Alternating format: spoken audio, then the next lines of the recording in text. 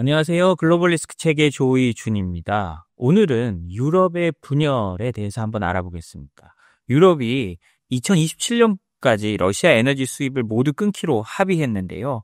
그런데 그 합의 과정에서 유럽의 분열이 상당히 보였습니다. EU 안에 있는 헝가리와 슬로바키아가 EU와의 대러 압박 작전에서 탈퇴하려 하고, 그리고 그 이후에 앞으로 만장일치가 필요한 EU 제재에 대해서 반기를 들 가능성도 점점 높아지고 있습니다.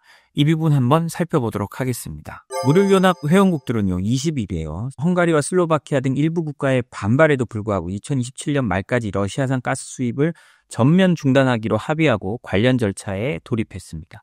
문제는요, 이게 지난달에 처음 발표됐거든요. 이렇게 발표했을 때도 굉장히 헝가리와 슬로바키아가 반대를 했는데 마지막까지 설득에 실패했다는 겁니다. 이를 통해서 2028년부터는 파이프라인을 통한 가스와 LNG 등 모든 제품 수입이 금지되고요. 가스입니다. 그리고 이는 러시아의 우크라이나 침공 이후 추진되어 온 에너지 공급망 전환 전략의 핵심 조치입니다. 그러니까 유럽이 러시아산 에너지는 쓰지 않겠다라는 걸 상징적으로 보여주는 거죠.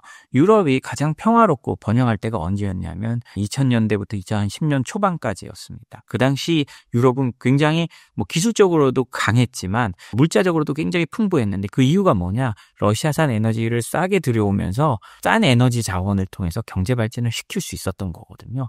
그래서 독일 같은 나라는 러시아에 굉장히 자원을 의존하게 됐고요. 특히 그게 당시만 해도 독일 총리들은 그게 자신들의 선전 포인트였습니다. 우리가 잘 아는 메르켈 총리도 그렇고요. 그리고 싼 독일 에너지 자원을 기반으로 에너지 독립을 하려고 했죠. 그렇지만 이제 그 모든 것이 물거품이 됐고, 오히려 그 반대로 러시아산 에너지를 자르면서 그 급등하는 에너지 비용을 감당해야 되고, 또 그 급등하는 에너지의 대부분은 어디서 오느냐?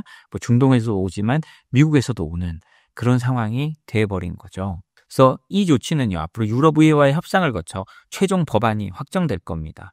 유럽연합 회원 27개국의 에너지 장관들은요, 지난 20일 룩셈부르크에서 회의를 열고 러시아산 가스 수입을 단계적으로 중단하는 규정안에 대해 합의안을 채택을 했습니다. 합의된 안에 따르면요, 내년 1월 1일부터는 러시아산 가스에 대한 신규 수입 계약이 금지되고요, 단기 계약은 6월 17일 이전에 체결된 경우 6월 17일 까지 연장이 가능하고, 장기 계약은 2027년 12월 31일까지 허용됩니다. 이후에는 LNG를 포함한 모든 러시아산 가스의 수입이 전면적으로 금지됩니다. 이번 규정안은요, 단순한 수입 금지를 넘어 철저한 사전 승인 절차와 문서 제출을 의무화하고 있습니다. 러시아산 가스는 최소 1개월 전 관련 정보를 제출해야 되고요. 러시아산이 아닌 가스의 경우 5일 전까지 원산지 증명이 요구됩니다. 혼합 LNG는요, 러시아산 비중을 명확하게 증명하지 못할 경우에는 전체 수입이 거부될 수 있다는 겁니다. 그러니까 한마디로 러시아산 쓰지 말라는 얘기예요. 중요한 거는요, 이번 협상안은 수입 중단이라는 무역 조치에 관한 것이기 때문에 만장일치가 요구되는 EU 차원의 제재와 달리 역내 인구 총 65% 이상을 차지하는 회원국 15곳 이상의 찬성으로 통과됐습니다. 이게 굉장히 중요한데요. EU가 똘똘 뭉쳐 있었다면 제재를 통해서 만장일치로 처리했어야 됩니다. 근데 이거는 수입 중단이라는 무역 조치에 관한 거다라고 하면서 실제로 제재이지만 만장일치로 안 하고 다수결로 했단 말이에요. 이 말은 유럽이 분열돼 있다는 얘기입니다. 그래서 이번 투표에서도요, 친러 성향의 정부가 집권해 있는 헝가리와 슬로바키아는 반대표를 던진 것으로 전해졌습니다. 헝가리와 슬로바키아가 왜 반대를 하느냐? 이 집권당들이 친러 성향인 것도 있지만요, 지리적인 문제도 굉장히 차지합니다. 헝가리와 슬로바키아는 내륙국이고 경제력이 비교적 약합니다. 그러니까 러시아산 싼 에너지가 굉장히 중요한 거죠. 그리고 실제로 이 헝가리와 슬로바키아는 러시아산 에너지 수입이 거의 90% 가까울 정도로 어마어마하게 의존하고 있었습니다. 최근에 이제 많이 낮아졌다고 해도 한꺼번에 돌리기 쉽지 않은 거죠. 거기다가 리더들, 오르반 총리나 이런 사람들 자체가 친러 성향을 보이고 있고, 우크라이나에 대한 지원에 굉장히 부정적인 입장을 공개적으로 밝히고 있기 때문에 유럽과 계속 충돌해 왔습니다. 그래서 EU 회의가 열리고 하면 오르반 총리가 나타나면 다른 유럽의 정상들이 꼴보기 싫다는 이유로 고개를 돌리는 그런 퍼포먼스를 하기도 했는데요. 이렇게 되면 어떻게 되느냐? 유럽이 이제 다수결의 힘으로 밀어붙였잖아요. 그러면 헝가리와 슬로바키아는 자신들만의 표가 있습니다. 뭐냐? 그러면 우리 EU 제재 연장해주지 않을 거야 라고 나올 수 있습니다. EU 제재는 1년 6개월 이렇게 기간마다 모든 회원국이 만장일치로 연장을 해야 계속 됩니다. 만약에 회원국들이 반대하면 연장이 안 되거든요. 근데 이 두 나라는 비토권 두 개를 가지고 있는 거예요. 작은 나라지만 이 두 나라가 비토하면 유럽의 러시아 제재는 사실상 물거품이 될 수 있는 겁니다. 그러니까 이 두 나라들이 보복성 반대표 행사를 할 수 있기 때문에 아마도 최종 법안이 통과될 때는 이 두 나라를 위한 어떤 달래기 위한 노력이 굉장히 진행될 거라고 봅니다. 지금 이제 싼 러시아 에너지를 빼고 비싼 뭐 중동이나 미국 에너지를 들어와야 되니까 그 갭만큼을 유럽에서 메워준다든지 보조금을 준다든지 뭐 이런 방식이 나올 걸로 보이는데요. 어찌됐든 이 두 나라는 자신들의 에너지 안보를 뭐 우리나라도 마찬가지겠죠. 에너지 안보를 우선시할 수밖에 없는데 이제 유럽 연합 안에 있으니까 또 이런 걸 당하고 앞으로 이제 이 두 나라가 어떻게 반발하고 이 두 나라로 인해 유럽이 좀 갈라지는 분열의 양상을 보일 수 있을지 이 부분도 한번 봐야 될 것 같습니다. 그럼 다음 소식으로는요. 미국의 중국 압박에 대해 미국 내에 뭐 분열이라고까지는 할 수 없지만 미국 내의 갈등에 대해서 한번 알아보겠습니다. 미국의 로비 단체가요. 트럼프의 중국의 제재 완화를 촉구하면서 수십억 달러가 타격이 있다라고 했는데 이 로비 단체가 단순히 로비 단체가 아닙니다. 전미대외무역위원회라는 데인데요. 여기 소속돼 있는 게 무슨 엔비디아 그리고 그다음에 미국의 대기업들이 대부분 들어가 있습니다. 근데 여기서 뭘 요구했느냐? 트럼프 행정부의 이른바 50% 룰, 그러니까 BIS에서 하는 거죠. 미 상무부에서 이번에 히토류 전쟁의 단초가 된 50% 룰을 확대 적용하기 시작했습니다. 이 50% 룰이 뭐냐? 미 상무부에 있는 엔터티 리스트라고 거래 제한 리스트가 있습니다. 거기에 들어가 있는 중국 기업들이 지분을 50% 이상을 보유한 경우에 거기와도 이제 거래하지 못하겠다 하는 건데요. 이건 사실 어떤 소유권, 소유 자체만으로도 그 기업을 처벌하겠다는 얘기입니다. 그리고 기술도 그런 회사를 통해서 우회하지 못하게 하겠다라는 걸 밝힌 거고요. 근데 이제 문제는 뭡니까? 이게 약간 관심법 같은 거죠. 네 마음을 보니까 너는 범죄자야. 뭐 그 범죄 행동을 하든 안 하든 거기에 따른 게 아니잖아요. 그래서 그러다 보니까 중국이 굉장히 반발했고 어떤 히토류 보복 제재 같은 거를 한 겁니다. 그러니까 이 전미대외무역위원회라는 큰 로비망이 움직인 겁니다. 이거는 너무한 거 아니냐. 우리가 봐도 이렇게까지 하는 건 아니다. 왜냐하면 이렇게 자회사를 통해서 미국 상품들이 중국으로 우회적으로 들어가는 것도 있고 그렇게 되면 아예 이제 거래가 완전히 위축될 수 있다라는 거거든요. 그래서 전미대외무역위원회가 이 좋지만은 글로벌 공급망 경쟁을 약화시킬 수 있으니까 시행을 좀 보류해달라라고 한 겁니다. 이들이 트럼프 대통령에게 보낸 지난 3일자 서한에서요. 해당 규정이 수십억 달러에 달하는 미국 수출을 즉각 멈추게 만들었다라면서 철회를 요구했습니다. 그리고 이걸 통해 가지고요. 중국의 제재 회피를 막고 기술을 따라오는 걸 막겠다는 당국의 의도와 달리 이 조치는 중국이 타국의 공급망, 사실상 미국의 공급망이죠. 미국의 공급망에서 완전히 빠지는 계기를 만들면서 오히려 미국의 국가 안보를 약화시킬 수 있다라는 논리를 댔는데요. 그리고 이렇게 이걸 확대하면서요. 미 상무부의 수출 허가 절차가 사실상 마비 상태에 빠졌다라고 주장을 했다고 합니다. 중국 고객을 포함한 해외 기업과의 거래를 위한 허가 신청 수천 건이 지연되면서요. 미국 기업들은 수출 계약을 진행할 수 없는 상황에 놓였다라고 했다고 하는데요.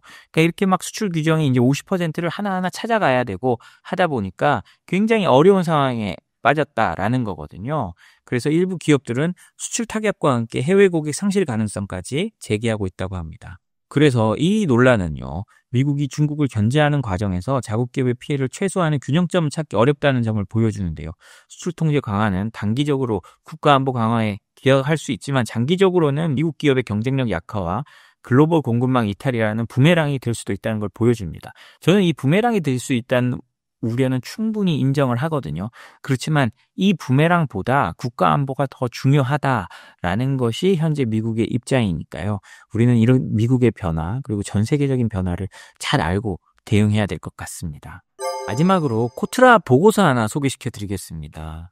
미국이 중국을 압박하고 있지만 중국이 예상외로 잘 대응하고 있다. 수출 시장 다변화도 굉장히 빠른 속도로 일어나고 있다라는 내용인데요. 한번 살펴보도록 하겠습니다. 코트라는 지난 15일이요. 미국 관세 조치가 중국 수출에 미치는 영향과 중국의 통상 전략이라는 보고서를 발표했는데요. 중국의 대미 수출이 5개월 연속 400억 달러를 밑돌고 있음에도 불구하고 중국의 전체 수출 성장세는 유지되고 있다는 겁니다. 중국은 아세안, 아프리카 등 신흥국으로의 수출 확대, 고부가가치 품목 중심의 수출 구조 고도화, 공급망 재배치 등 다각적인 통산 전략을 통해서 대미 수출 감소분을 상쇄하고 있다는 건데요. 생각보다 중국이 굉장히 잘 해나가고 있다는 겁니다. 이렇게 통계적으로 보면요, 대미 수출은 상당히 줄어들고 있습니다. 올 1에서 8월 누계 기준 대미 수출은 전년 동기 대비 15.5% 감소했고요. 월별로 보면 지난 8월에는 무조건 거의 33%까지 줄어들었습니다. 그런데요, 중국 전체 수출은 3천억 달러, 약 425조 원을 넘는 수준을 계속 유지하고 있는데요. 작년 8월 누계 기준 전년 대비 5.9% 오히려 증가했습니다. 그 이유는 뭐냐? 아세안, 인도, 아프리카 등 신흥국으로의 수출이 두 자릿수 증가율을 기록했다는 건데요. 그래서 미국 수출 감소를 거의 상쇄해버렸다는 겁니다. 왜 이러느냐? 이유는 많습니다. 중국이 열심히 노력한 것도 있겠지만 지금 중국이 디플레고 굉장히 가격 조건이 타이트하다 보니까 전 세계적으로 가격을 싸게 해서 밀어내는 겁니다. 그러니까 아프리카나 아세안에서는 상당한 효과를 보는 거고요. 우리나라도 마찬가지겠죠. EU도 그렇고요. 그래서 미국 이외로는 수출이 조금씩 그리고 미국을 거의 이제 미국의 감소분을 채우고도 남을 만큼 늘어나고 있다고 보면 되겠습니다. 아세안 지역으로의 수출은요, 자본재와 중간재가 성장세를 주도했고요. 광다증권에 따르면 올해 상반기 중국의 대아세안 자본재 수출은 전년 동기 대비 22.1%, 중간재 수출은 15.2% 증가했고, 기계설비와 전기전자 품목이 주요 품목으로 각각 9.6%, 8.2% 수출을 늘었다고 합니다. 휴대폰 부품은 무려 64.8%나 늘고 직접 회로는 47.2%, 그러니까 LCD 모듈이 46.3% 등 전자부품이 그냥 크게 늘어났는데요. 이거는 되게 의미하는 바가 큽니다. 중국이 단순히 그냥 싸게만 물건을 몰아내는 게 아니라 반도체부터 휴대폰 부품부터 이런 것들을 다 한국이나 미국이나 서방의 선진국으로부터 독립해서 자기들이 만들어서 모두 수출해서 나가고 있다는 거죠. 여기서 만든 건 주로 자기들 공장에 보내서 거기서 조립하고 이런 경우도 많을 텐데요. 중국의 기술력이 그만큼 성장했다는 걸 보여주는 대표적인 예가 될 수 있다고 생각을 합니다. 그래서 작년 중국의 대아세안 제조업 직접 투자는요, 전년 대비 68.2% 급증해서 사상 최고치인 44.8%의 제조업 투자 비중을 기록했다고 하는데요. 올 상반기 중국의 또 아프리카에 대한 수출도 급증했습니다. 올 상반기 중국의 아프리카 수출 증가율은 21.6%나 됐고요. 수출 상위 품목이 들어간 게 참 독특합니다. 유조선이 691%가 늘었고, 오토바이도 84% 늘었고요. 차량용 배터리도 59%, 공정용 차량 47%, 운송 장비나 산업 설비 기준으로 크게 늘었다고 합니다. 이거는 중국 기업들이 아프리카로 진출을 굉장히 확대했다라는 걸로 볼 수도 있겠죠. 중국은 수출 품목 고도화에도 상당히 성공했습니다. 국제무역센터 자료에 따르면요, 그 작년 기준 중국은 식품, 음료와 자동차를 제외한 전 품목에서 세계 최대 수출국이라고 합니다. 공정기계, 자동차 부품, 일반기계 등 신흥품목의 세계 수출 비중도 크게 증가했고요. 그러니까 사실상 중국이 제조업의 전 세계 중심인 거고요. 이제 따라잡지 못하는 거라면 그냥 자동차 정도? 근데 이 자동차도 가격적으로 나온다면 전 세계에서 최대 수출자가 되는 건 좀 시간 문제일 수 있겠죠. 그래서 저희가 얼마나 중국이 우리에게 무서운 상대이고 위협적인 상대인지, 그리고 우리는 최대한 중국이 따라잡지 못하는 혹은 중국이 하지 않는 분야, 그리고 아니면 중국과 경쟁하지 않고 미국이 방어막을 쳐주는 그런 분야에서 경쟁해야 될 것으로 보입니다. 네, 오늘 저희가 준비한 소식은 여기까지입니다. 저희 소식이 도움이 되셨다면 구독, 좋아요, 알림 설정 부탁드립니다. 감사합니다.